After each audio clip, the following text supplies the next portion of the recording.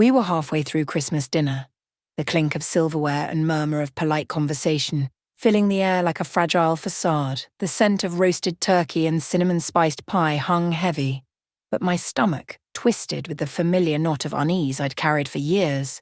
I, Emily Carter, 26 and barely scraping by, sat there in my threadbare dress, feeling the chill draft from the old family dining room window seep through my skin.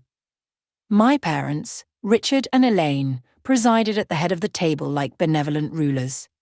Dad with his smug grin, always quick to remind me of my failures, and Mum nodding along, her perfectly manicured hands folding napkins as if order could mask the chaos they'd sown. That's when Grandma Margaret set down her fork with a deliberate clink that silenced the room.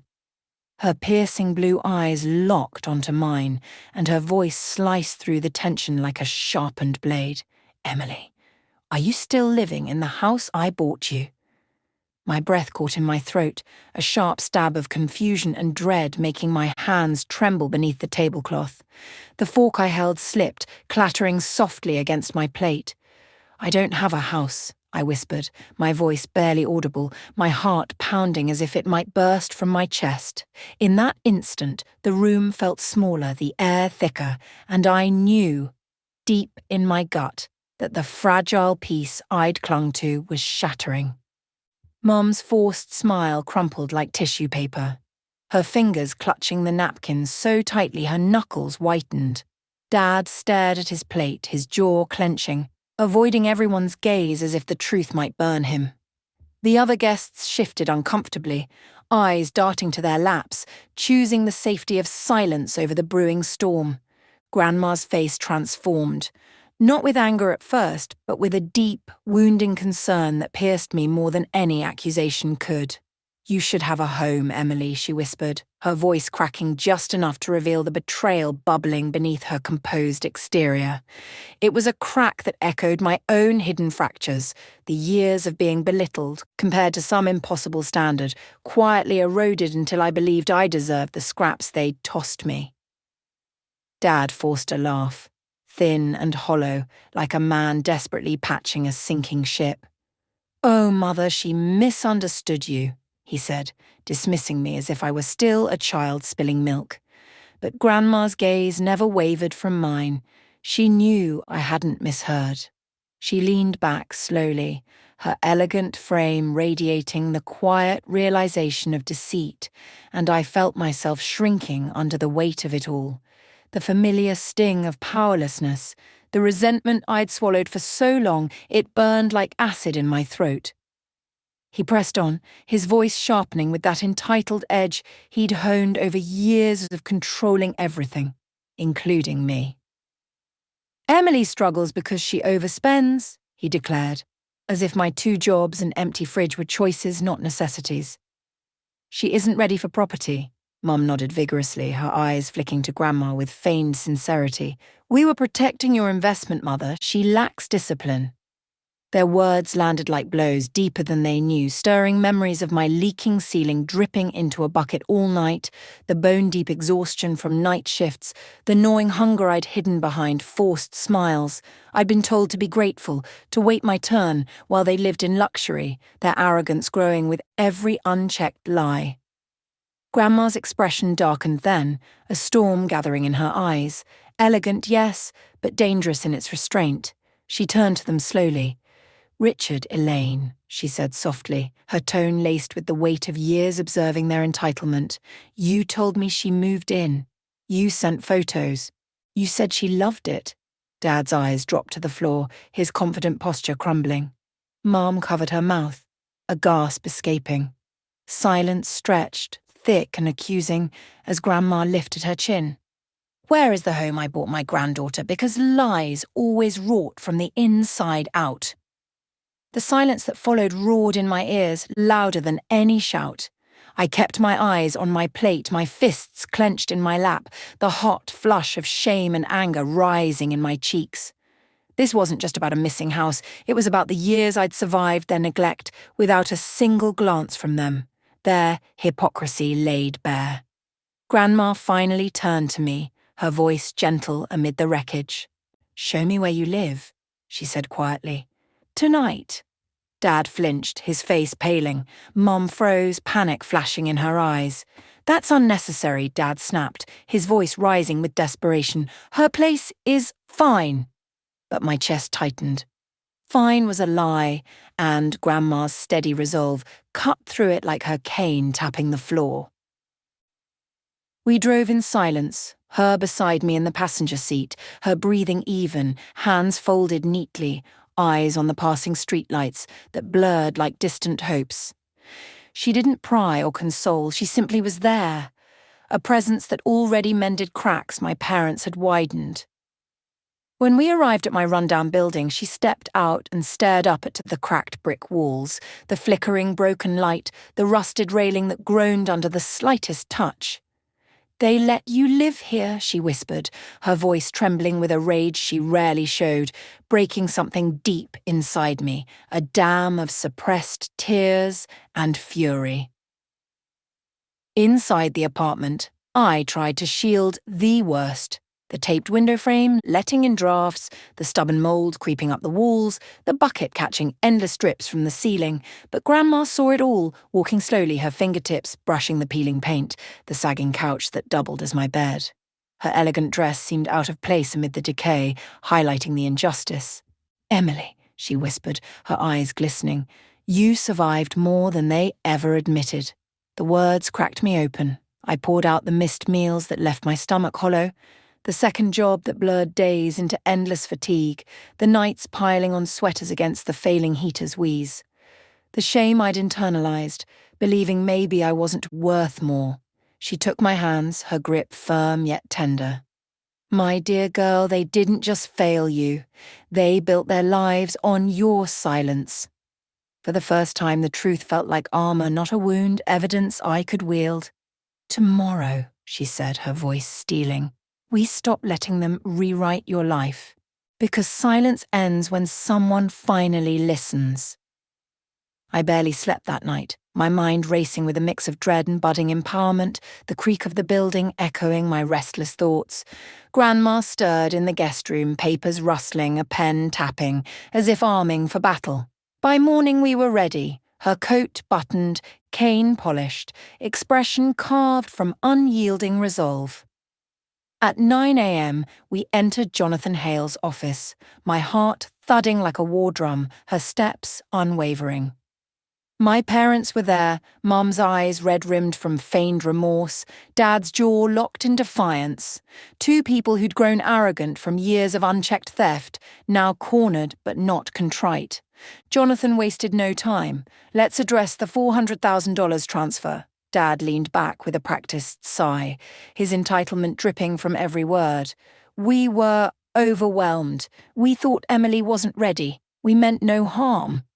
Grandma's eyes narrowed, unblinking. Jonathan slid documents forward, unfolding receipts like indictments. The lake house purchase, renovations, furniture, vacations, designer jewelry, all funded from the account meant for me. Mum inhaled sharply, her face draining of colour. Dad exploded, slamming his fist on the table, his arrogance fracturing into rage. "That money saved this family. We used it responsibly. Just not how Mother intended." Grandma stood slowly, the room falling silent. "Richard," she said, her voice low and devastating, "you let my granddaughter struggle for rent while you drank wine on a lake deck, funded by her future." Dad's mouth opened, but she raised a hand, silencing him. "You lied to me. You lied for years. You built comfort on Emily's hardship." No shout, just truth sharpened to a point. Jonathan continued, his words a controlled explosion. "There's also the estate update. Mrs. Carter has revised her will." Dad tensed, Mum's breath hitching. He read aloud. "I was the primary heir, inheriting the trust, the Carter holdings, everything," Mum gasped. Dad lurched forward, voice cracking with disbelief.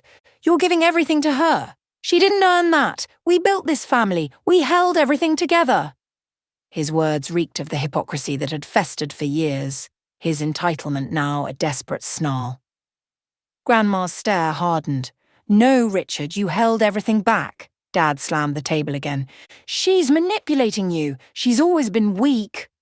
Enough. Grandma's cane struck the floor with a sharp crack, stilling the air. She survived what you caused. That's strength.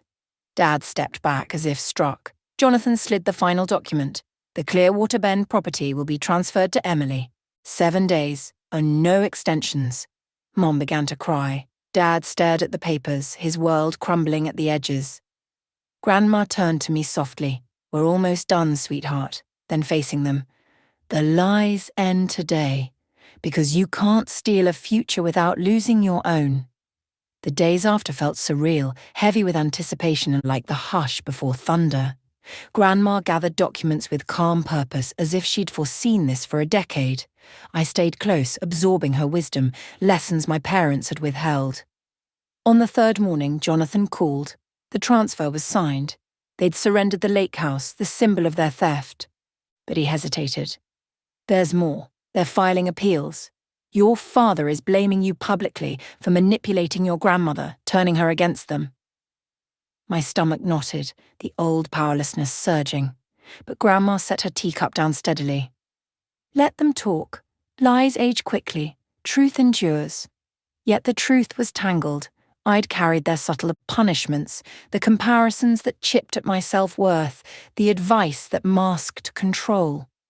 Now they rewrote me as the villain, their arrogance twisting into public venom. That afternoon, Dad pounded on my apartment door unannounced, shouting my name, his voice thick with rage. I opened it only because Grandma stood beside me. He tried to push inside, face twisted in fury. Grandma lifted her cane, blocking him with quiet authority. You don't dictate this anymore. Dad's eyes blazed. You poisoned her mind. You took everything from us. I stepped forward, my voice steady for the first time, fueled by the vindication building inside. No, you took everything from me first. He scoffed, his entitlements spilling out. You don't deserve any of this. You couldn't handle a house, couldn't handle real responsibility. The words should have wounded, but with Grandma's hand on my shoulder, they glanced off. She handled your neglect, she said sharply. Your absence, your silence. What she couldn't handle was believing it was her fault. Dad's mouth gaped, words failing. Your inheritance is gone, Richard, Grandma continued, calm and cutting. Your control is gone, and the daughter you ignored is no longer yours to diminish. Mum appeared behind him, eyes swollen, voice small. Please, Emily, we're family for years. Those words had trapped me before. Now they evaporated. We were family, I said softly, until you chose comfort over me. The door closed on their stunned silence, and for the first time the balance shifted, not in vengeance, but in clarity. Letting go wasn't punishment, it was my survival, earned through years of their escalating betrayals. Carl. The lake house was quiet that first night, almost unreal, the lapping water outside a soothing rhythm against my racing thoughts. I moved through the room slowly, fingers tracing walls that should have been mine years ago, spaces stolen, now reclaimed. Grandma visited often, sitting by the water wrapped in her shawl, her cane beside her, sharing stories or simply silence that healed unseen wounds. The paperwork settled, appeals faded. Dad stopped calling. Mum sent one letter, apologies laced with excuses. Grandma asked gently, "Do you want to answer?" I shook my head. Some closures stand wordless. I turned a room into a studio, filling it with warm light sketches, soft fabrics, the quiet I'd craved. Work flowed easier. Breathing came freely. When the first snow fell, I stood on the deck, flakes drifting over the lake, holding Grandma's scarf close. I'm safe now, I whispered. Not because of the house or money, but because I'd chosen myself, finally, fully, unapologetically. She squeezed my hand that night.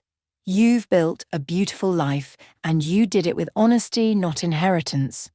Peace arrived softly like snowfall on still water, because sometimes the life you deserve begins the moment you refuse to shrink. If this story stayed with you, tap like and subscribe to Revenge Chance. And when you're ready, Click the box above for another story waiting for you.